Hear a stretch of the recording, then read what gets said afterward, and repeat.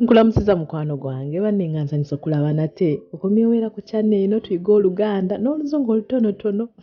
Kansubire wa subscribing dda oba tonnaba kankuweeyo obutikitiki nga 3 kamu 2 3 ding subscribing. Leka tutandike. Olwaleero tugenda kutunuulira effumbiro. Biki bye tusobola okukolera mu ffumbiro? Babiyita batya mu Luzungu ne mu Luganda? Katandike n'okusala. To cut. Okusala. Okusala. To cut. Okusala obutungulu. To cut onions. Okusala obutungulu. Naye lindako. Oba tonaba kusala butungulu oba kola kintu kyonna mu ffumbiro ndowooza osooka kwoza ngalo. But wait a minute. Before you do anything in the kitchen, I believe you first wash your hands to remove all the germs from your hands, right? So what do you need to wash your hands? Kiki kye weetaaga okwoza engalo zo? Kiki kye weetaaga okwoza engalo? What do you need to wash your hands? You need weetaaga water, amazzi. Water, amazzi. Water, amazzi. And you will need era ojja kwetaaga soap, sabuni.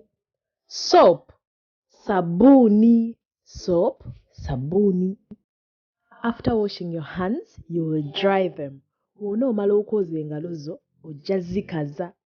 To dry, okukaza. To dry, okukaza. To dry, okukaza. You will need a hand towel for this. Ojja kwetaaga katawulo k'omu ngalo. A hand towel, katawulo ak'omu ngalo. After washing your hands, you will need to close the tap so that the water doesn't flow unnecessarily. Bw'onoomala okwoza engalo, ojja kusiba taapu amazzi galeme kuyiika buyiisi bwe batyo. To close the tap, okusiba taapu. To close the tap, okusiba taapu. To boil, okutokosa. To boil, okutokosa. To boil, okutokosa. To boil water, okutokosa amazzi. To boil water, okutokosa amazzi. To boil, okutokosa. To cook, okufumba. To cook, okufumba. To cook, okufumba. Cooking stone, essiga. Cooking stone, essiga. Essiga, cooking stone. Essiga, cooking stone.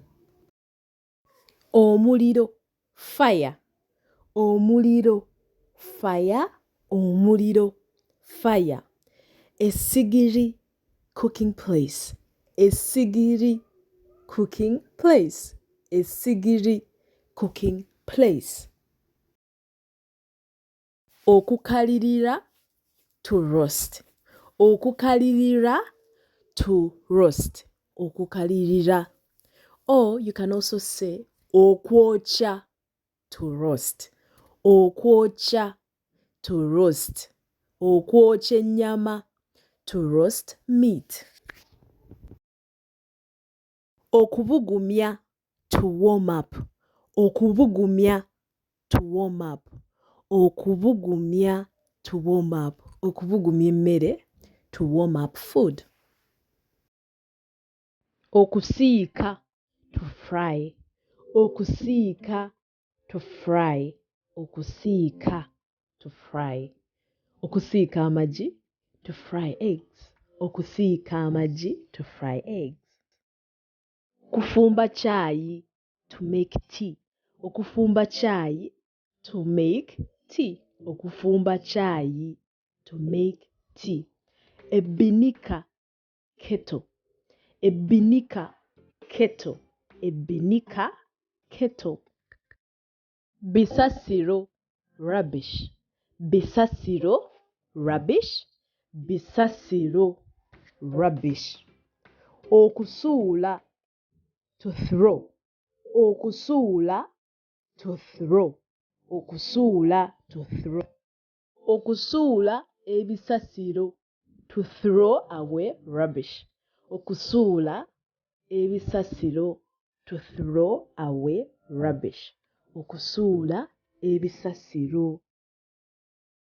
To do the dishes, okwoza ebintu. To do the dishes, okwoza ebintu.